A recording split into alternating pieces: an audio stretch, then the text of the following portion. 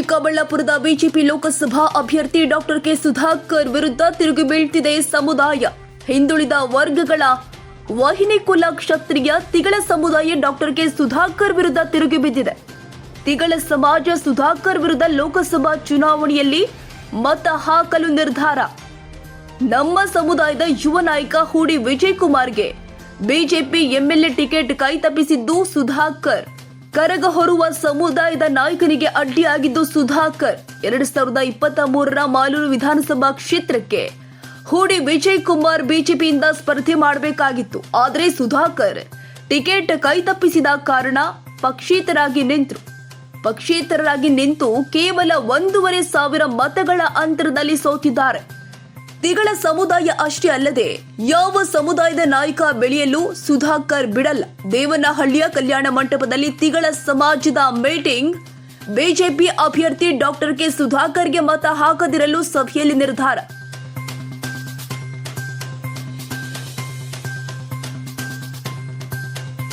ಬೆಂಗಳೂರು ಗ್ರಾಮಾಂತರದ ದೇವನಹಳ್ಳಿ, ದೊಡ್ಡಬಳ್ಳಾಪುರ, ಹೊಸಕೋಟೆ ಭಾಗದ ತಿಗಳ ನಾಯಕರ ಸಭೆ. ಕೊರೋನಾ ವೇಳೆ ಭ್ರಷ್ಟಾಚಾರ ಆರೋಪ ಹೊತ್ತ ಬಿಜೆಪಿಯ ಡಾಕ್ಟರ್ ಕೆ ಸುಧಾಕರ್ ವಿರುದ್ಧ ಮತ ಹಾಕದಿರಲು ನಿರ್ಧಾರ.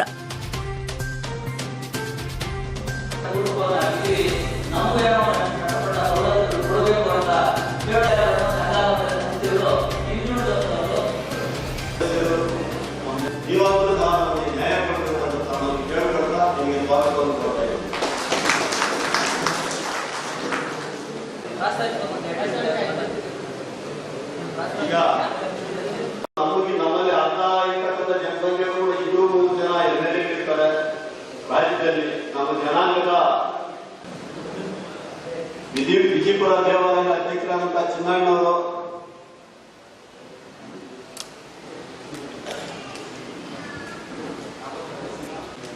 ಬೂದಿಗೆರೆಯಿಂದ ಹಿರಿಯರಾದಂತ ವೆಂಕಟೇಶಣ್ಣವರು ವೇದಿಕೆ ಕೊಡಬೇಕು. ಮುಂದೆ ಕರೀತಾರೆ. ಈ ಒಂದು ಕಾರ್ಯಕ್ರಮ ಕರೆದಿರೋ ಉದ್ದೇಶ ನಮ್ಮ ಜನಾಂಗದ ನೋವುಗಳನ್ನ, ನಮ್ಮ ಸಮಸ್ಯೆಗಳನ್ನ ಸಮಗ್ರವಾಗಿ ಚಿತ್ರಣ ಮಾಡಿ ವೈಚಾರ ಮುನಿಯಪ್ಪನವರು ವೇದಿಕೆ ಕೊಡಬೇಕು. ಮಾನವ ಕ್ಷೇತ್ರ ನಮಗೆ ಸೂಕ್ತವಾಗಿ ಏನು ನಾವು ಮುಂದಿನ ರೀತಿ ಯಾವ ರೀತಿ ನಡ್ಕೊಬೇಕು ಏನು ಅನ್ನೋದನ್ನ ತಿಳಿಸ್ಕೊಡ್ತಾರೆ. ಈಗ ನಮ್ಮನ್ನೆಲ್ಲ ಕುರಿತು ಜನಪದ ಕಲಾವಿದರು, ನಮ್ಮ ಜನಾಂಗದ ಮುಖಂಡರು ಆದಂತಹ ಹೊಸಳ್ಳಿ ವಾಸುದೇವ್ ಅವರಿಂದ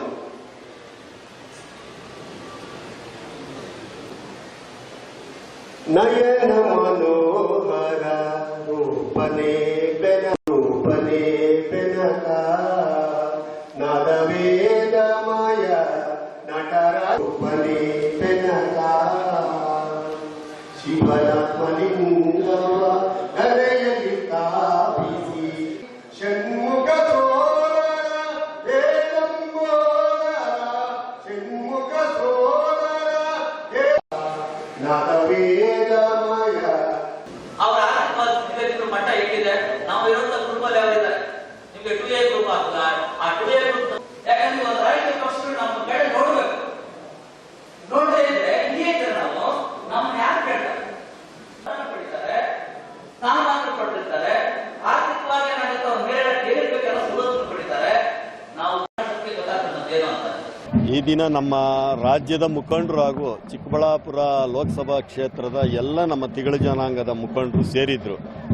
ಉದ್ದೇಶ ಏನು ಅಂದರೆ, ಕಳೆದ ವಿಧಾನಸಭಾ ಚುನಾವಣೆಯಲ್ಲಿ 4 ವರ್ಷಗಳ ಕಾಲ ಕೆಲಸ ಮಾಡಿದ್ರು. ಬಿಜೆಪಿಯಲ್ಲಿ ಸೀಟ್ ಕೊಡ್ತಾರೆ ಅಂತ ಹೇಳ್ಬಿಟ್ಟು ಹೂಡಿ ವಿಜಯ್ ಕುಮಾರ್ ಅವರು BBMP ಸದಸ್ಯರು ಸಹ ಆಗಿದ್ರು ಅವರು. ಆದರೆ ಕೊಡ್ತೀವಿ ಅಂತ ಹೇಳ್ಬಿಟ್ಟು ಕೊಡೋ ಮೂವ್ಮೆಂಟ್ ಇತ್ತು.